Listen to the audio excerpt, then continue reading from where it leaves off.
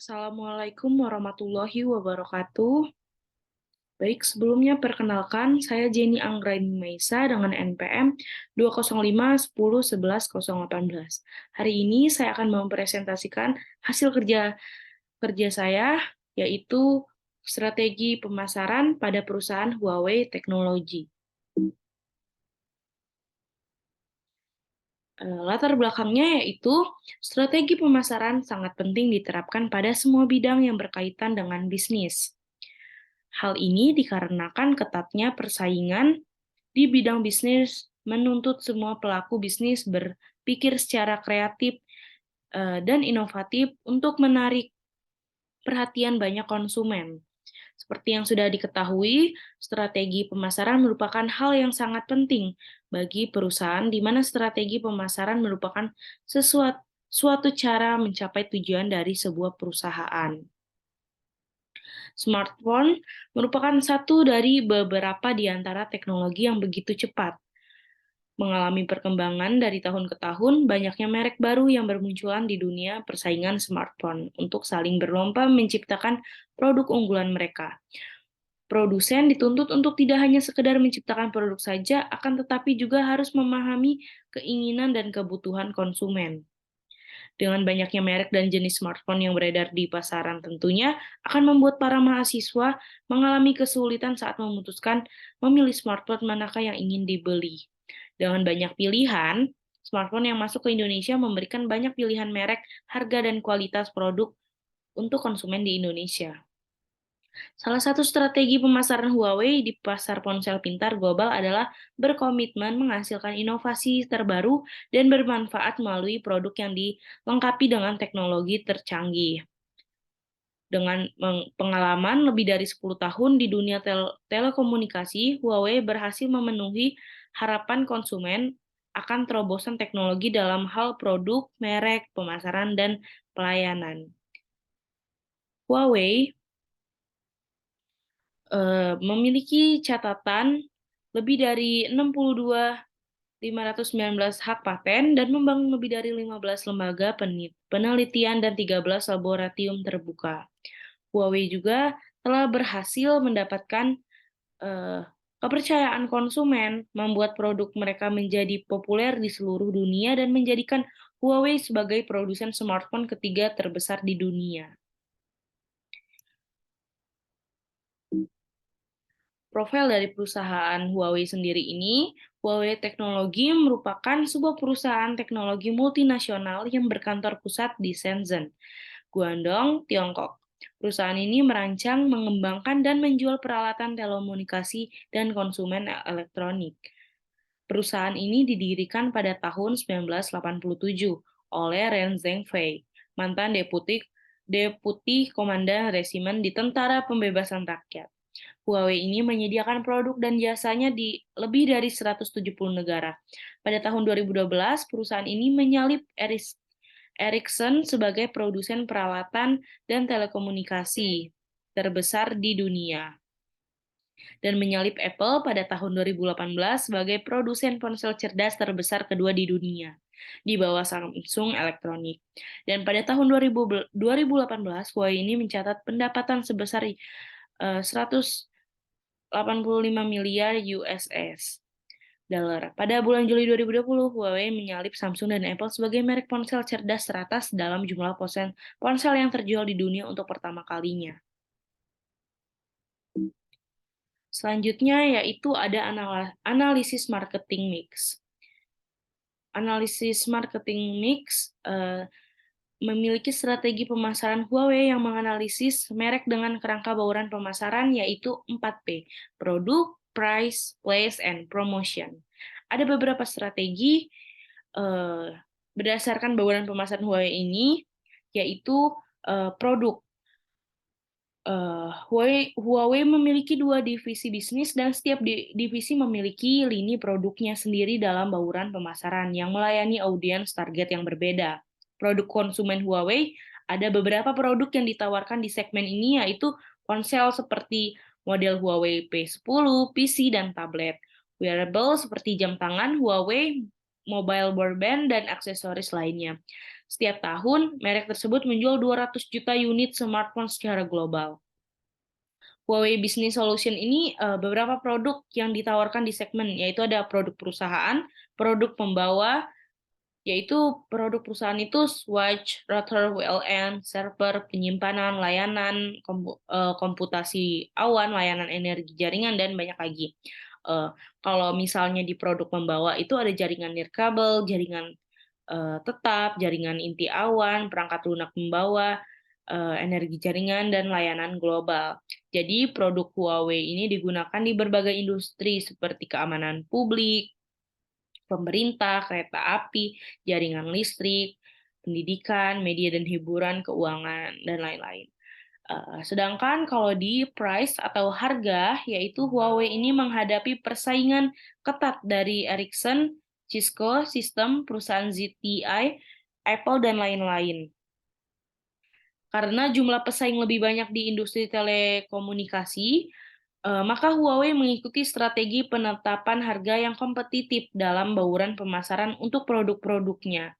Alasan yang dilakukan strategi penetapan harga ini karena pembeli atau konsumen memiliki daya tawar yang lebih besar dan dapat berpindah merek dengan mudah. Huawei selalu berfokus untuk menyediakan produk dengan kualitas terbaik kepada pelanggan karena harga hampir sama oleh semua pesaing.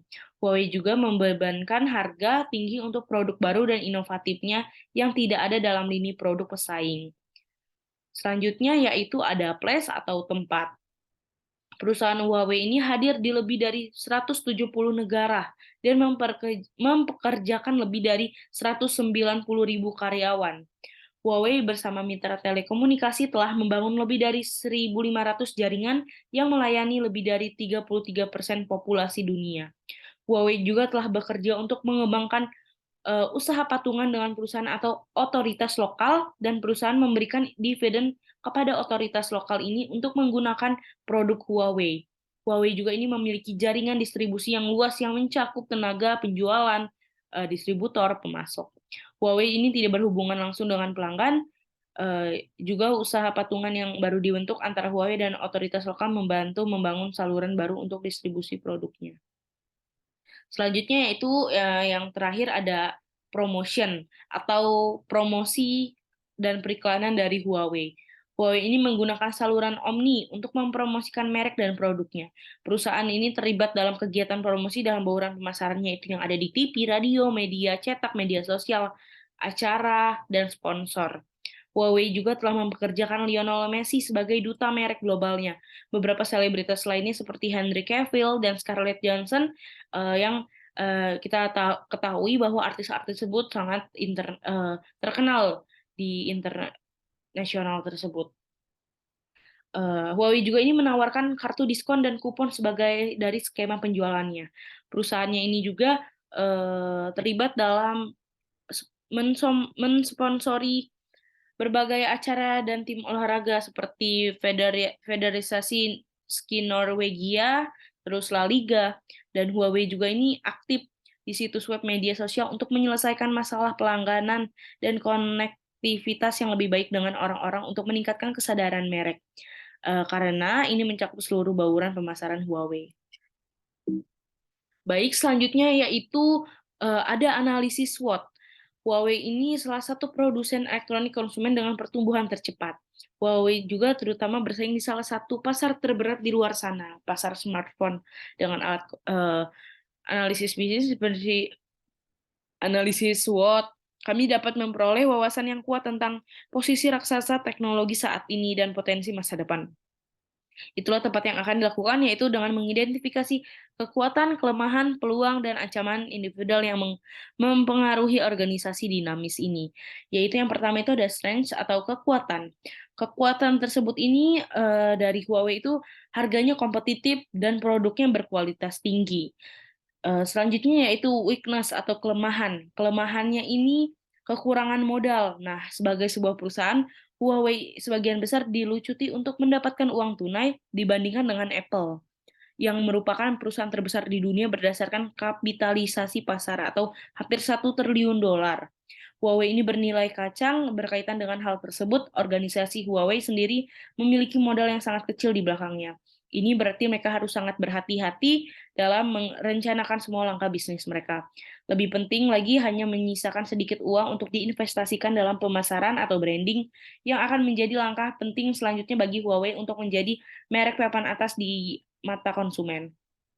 Selanjutnya yaitu eh, kelemahannya itu ada mereknya lemah. Mungkin karena kekurangan modal yang disebutkan di atas, Huawei ini tidak memiliki merek yang kuat. Meskipun apresiasi untuk produsen ponsel pintar beranggaran rendah seperti Huawei memang meningkat, mereka telah lama dipandang sebagai pilihan yang lebih rendah. Dalam kasus Huawei, ini tidak terbantu oleh kurangnya upaya pemasaran mereka. Eh, Selanjutnya yaitu opportunity atau peluang. Peluang dari Huawei juga ini ada teknologi dari 5G dan pasar India dan juga US. Dari teknologi 5G sendiri ini generasi berikutnya dari teknologi komunikasi seluler. Ternyata Huawei ini dengan cepat berinovasi, telah merancang dan membangun modem seluler yang ramah 5G.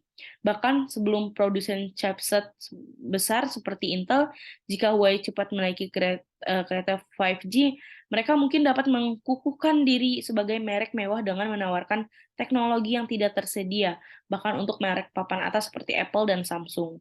Huawei ini bahkan telah menawarkan untuk menjual modem 5G mereka ke Apple yang dapat memberikan mereka rezeki nomplok yang besar.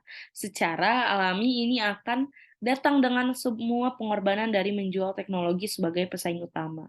Selanjutnya itu dari peluangnya itu ada pasar India dan US.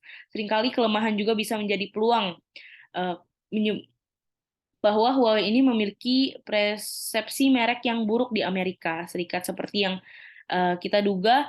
Huawei ini memiliki sedikit penetrasi di pasar Amerika. Hal yang sama berlaku untuk pasar India. Ini berarti bahwa India dan US ini merupakan sumber pendapatan yang belum dimanfaatkan. Jika Huawei dapat mengembangkan strategi yang kuat untuk memasuki kedua pasar ini, mereka dapat melihat peningkatan besar dalam total pendapatan mereka mengingat jumlah pelanggan potensial. Selanjutnya yaitu threats atau ancaman. Ancaman dari Huawei tersebut ini ada pesaingnya tinggi dan yang keduanya itu meningkatkan biaya tenaga kerja dan material. Pesaingnya tinggi itu karena salah satu ancaman terbesar Huawei adalah pasar smartphone itu sendiri. Industri teknologi konsumen sangat kompetitif secara keseluruhan, dan itu terutama berlaku untuk pasar smartphone. Huawei tidak hanya harus menghadapi persaingan atas nama merek-merek besar seperti Samsung dan Apple. Yang keduanya memiliki modal yang jauh lebih besar dan juga keduanya ini harus menghadapi dan juga Huawei ini juga harus menghadapi ancaman pendatang baru. Bahkan jika merek papan atas tidak mengejar pengembangan perangkat ramah anggaran mereka sendiri, pesaing baru dapat bergabung dengan pasar kapan saja dan menghapus sebagian pangsa pasar Huawei hanya dengan satu kemajuan teknologi. Selanjutnya itu ancamannya itu kan yang tadi sudah saya sebutkan, yaitu meningkatkan biaya tenaga kerja dan material. Ancaman yang tidak terlalu parah bagi Huawei adalah meningkatnya biaya tenaga kerja dan material. Manufaktur smartphone relatif pada karya, atau walaupun beberapa bagian dari prosesnya otomatis. Sehingga kenaikan biaya tenaga kerja Cina yang lambat tapi pasti secara bertahap meningkatkan biaya overhead Huawei. Nah, hal ini berlaku untuk materi yang merupakan kemajuan. Baik, selanjutnya yaitu ada implementasi strategi pemasaran, yaitu Huawei sendiri itu mengimplementasikan strategi pemasarannya itu dari Huawei Intelligent Mind Solution, yang dimana aktivitas pemasaran dan mengembangkan yang dilakukan Huawei salah satunya membuat uh, Intelligent Mind Solution. Huawei ini akan berupaya membuat produksi peningkatan digital tambang agar pertambangan ini dapat lebih aman, lebih ramah lingkungan, dan juga lebih efisien dipakai para pengguna. Satu-satunya cara untuk mencapai pengembangan berkualitas tinggi di industri yaitu membuat percepatan kecerdasan industri dengan internet, pertambangan dengan ekonomi utama dunia mengumumkan tujuan emisi karbon nol bersih atau rendah karbon. Yaitu terus yang kedua dive into digital.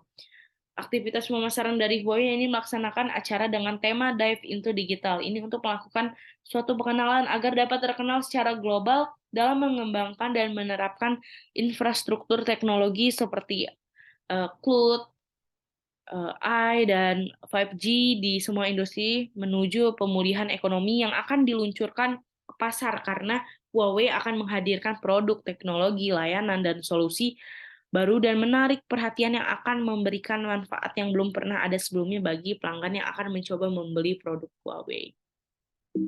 Baik, kesimpulan dari presentasi saya ini yaitu strategi pemasaran seperti yang dijelaskan tadi oleh Colter Armstrong.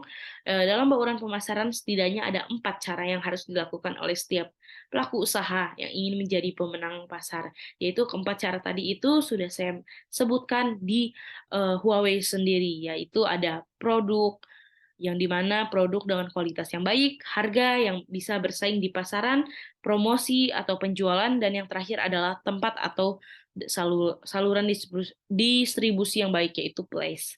Salah satu strategi pemasaran Huawei di pasar ponsel pintar global adalah berkomitmen menghasilkan inovasi terbaru dan bermanfaat melalui produk yang dilengkapi dengan teknologi tercanggih dengan pengalaman lebih dari 10 tahun di dunia telekomunikasi. Huawei ini juga berhasil memenuhi harapan konsumen akan terobosan teknologi dalam hal produk, merek, pemasaran, dan pelayanan.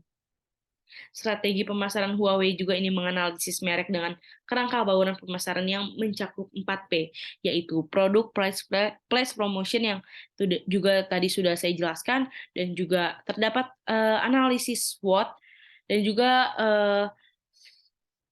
terdapat implementasinya. Baik, mungkin itu saja yang dapat saya sampaikan.